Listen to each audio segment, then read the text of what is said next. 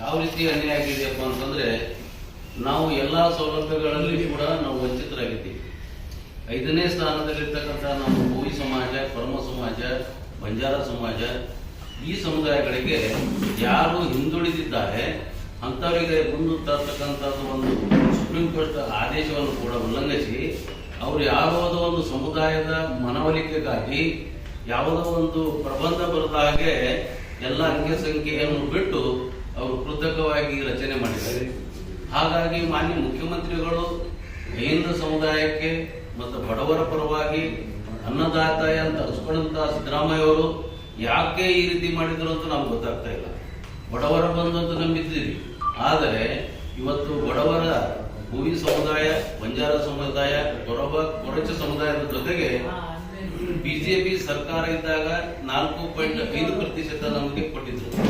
ಆಗಿನ ಸರ್ಕಾರದಲ್ಲಿ 15% ಇದ್ದಂತಹ ಒಂದು ಮೀಸಲಾತಿಯನ್ನ ಅವರು 17ಕ್ಕೆ ಹೆಚ್ಚಿಸಿ ನಮಗೆ 4.5 ಕೊಟ್ಟಿದ್ರು. ಅವಾಗ 4 ಜಾತಿಗಳಿಗೆ ಸೀಮಿತ ಮಾಡಿ.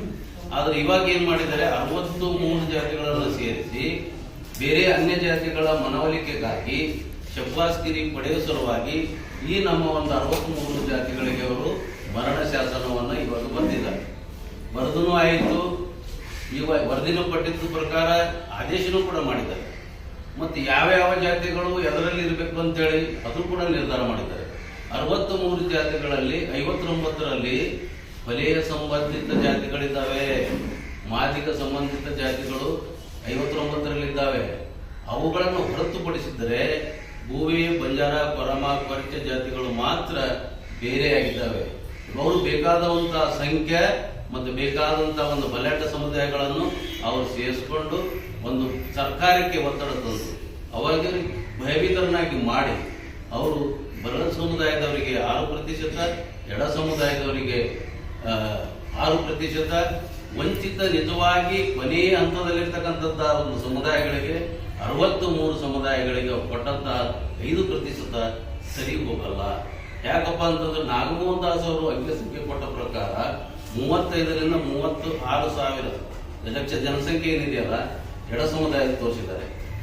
32 ಲಕ್ಷದಿಂದ 34 ಲಕ್ಷ ತನಕ ಬಲ ಸಮುದಾಯ ತೋರಿಸಿದ್ದಾರೆ. ಆದರೆ ಭೂವಿ, ಬಂಜಾರ, ಕೊರಮ, ಕೊರಚ ಮತ್ತು ಅಲೆಮಾರಿಗಳು ಸೇರಿದ್ರೆ ನಾವು 38 ಲಕ್ಷಗಳಾಗ್ತೀವಿ.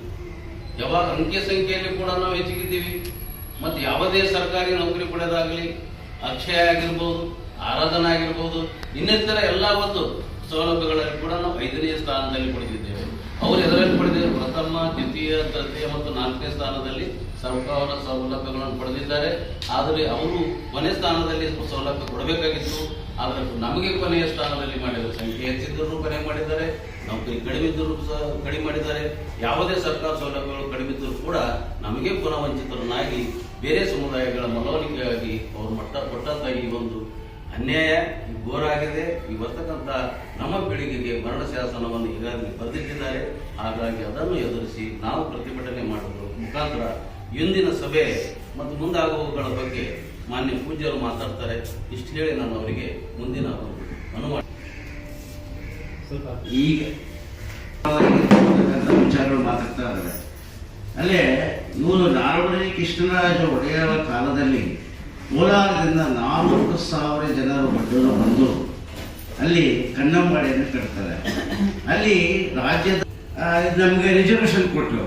ಯಾಕಂದ್ರೆ ಅಷ್ಟು ತ್ಯಾಗ ಬಲಿದಾನಗಳಿಂದ ಕಟ್ಟಿರ್ತಕ್ಕಂಥ ಕನ್ನಂಬಾಡಿಯನ್ನು ಮತ್ತು ರಾಜ್ಯದ ಮೂಲ ಸೌಕರ್ಯಗಳನ್ನು ಕೂಡ ಅವರು ಬಹಳ ತ್ಯಾಗದಿಂದ ಕಟ್ಟಿದ್ದಾರೆ. ಅದಕ್ಕೆ ನಮ್ಮವರಿಗೆ ರಿಸರ್ವೇಷನ್ ಕೊಟ್ಟರು. ಆಮೇಲೆ ಅವರಿಗೆ ನಮಗೆ ಹಿಂಗೆ ರಾಜ ಅಂತಂದ್ರೆ ರಾಜ ಬೋರ್ವಿಗಳು ಅಂತ ಹೆಸರು ಕೊಟ್ಟರು. ಮತ್ತು ಆ ಕಾಲದಲ್ಲಿ ಎಲ್ಲೆಷ್ಟು ಜನಾಂಗದಿದ್ರು ಕೂಡ ಅಡ್ಡಕ್ಕೆ ಪರ್ಲಕ್ಕೆ ಓದಲಿಕ್ಕೆ ನಮ್ಮವರಿಗೆ ಅವಕಾಶ ಕೊಟ್ಟಿದ್ರು. ಹಿಂಗಾಗಿ ರಿಸರ್ವೇಷನ್ ಕೊಟ್ಟಿದ್ರು. ಈ ಸರ್ಕಾರದಲ್ಲಿ ನಮ್ಮನ್ನ ವಂಚಿತರಾಗಿ ಮಾಡ್ತಾ ಇದ್ದಾರೆ.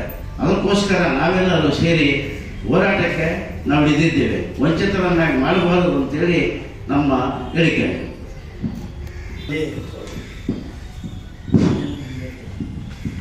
ಮಾಧ್ಯಮ ಮಿತ್ರರಿಗೆ ಮೊದಲನೇ ವಂದಿಸುತ್ತಾ,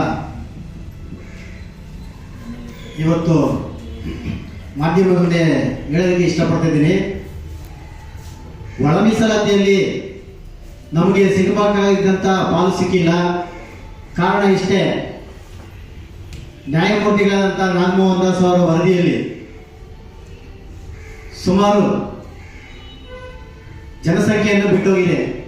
ಕಾರಣ ನಮ್ಮ ಸಮುದಾಯ ಗೋಳೆ ಹೋಗುವಂಥ ಜನ, ಕಟ್ಟಡ ಕೆಲಸ ಮಾಡುವಂಥ ಜನ, ಕಲ್ಲೊಡಿಯಂಥ ಜನ, ಕೆಲಸ ಹುಡ್ಕೊಂಡು ಹೋಗಿ ಕೆಲಸ ಮಾಡೋಂಥ ಜನ.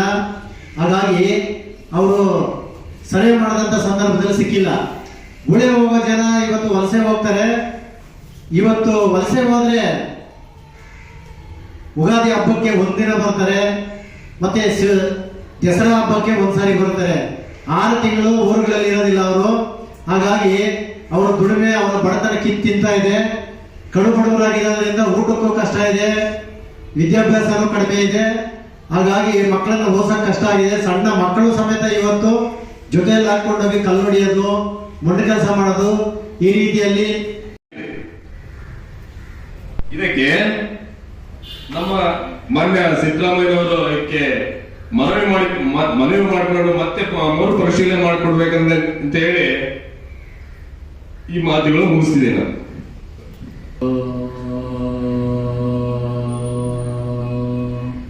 ಗುರು ಬ್ರಹ್ಮ ಗುರು ವಿಷ್ಣು ಗುರುದೇವ ಮಹೇಶ್ವರ.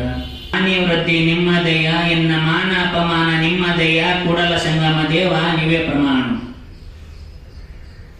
ಇವತ್ತಿನ ಪತ್ರಿಕೆಯ ಗೋಷ್ಠಿಯ ವಿಶೇಷ ಏನಪ್ಪಾ ಅಂತಂದ್ರೆ, ಇವತ್ತಿ ಪತ್ರಿಕಾ ಗೋಷ್ಠಿಯ ವಿಶೇಷತೆ ಎಲ್ಲ ಬಂದಿರತಕ್ಕಂಥ ಈ ಬ್ರಹ್ಮ ವೇದಿಕೆ ಮೇಲೆ ಆಸನ ಇರ್ತಕ್ಕಂಥ ಎಲ್ಲ ಪೂಜಾರಲ್ಲಿಯೂ ಮತ್ತು ಹಿರಿಯರಲ್ಲಿಯೂ ಮುಖಂಡರಲ್ಲಿಯೂ, ಈ ವೇದಿಕೆ ಮುಂಭಾಗದಲ್ಲಿರ್ತಕ್ಕಂಥ ಎಲ್ಲ ಅಧ್ಯಕ್ಷರುಗಳು, ಉಪಾಧ್ಯಕ್ಷರುಗಳು ಮತ್ತು ಎಲ್ಲ ಮುಖಂಡರುಗಳು, ಅವರಿವರನ್ನದೇ ಎಲ್ಲರಲ್ಲಿಯೂ ನನ್ನ ಅನಂತ ಅನಂತ ಶರಣಾರ್ಥಿಗಳು. ಇವತ್ತಿನ ದಿಶೆಯಲ್ಲಿ ನಮಗಾಗಿರ್ತಕ್ಕಂಥ ಅನ್ಯಾಯ ಎಲ್ಲರಿಗೂ ಇವತ್ತ ಕಾಣಿಸ್ತಕ್ಕಂಥದ್ದು. ಈ ಕಾಂಗ್ರೆಸ್ ಗೌರ್ಮೆಂಟು ಎಷ್ಟು ಅನ್ಯಾಯ ಮಾಡಿದೆ ಅಂತಂದ್ರೆ, ನಾವು ತುತ್ತು ನುಂಗಲಾರತಕ್ಕಂಥ ಅನ್ಯಾಯ ಮಾಡಿದೆ.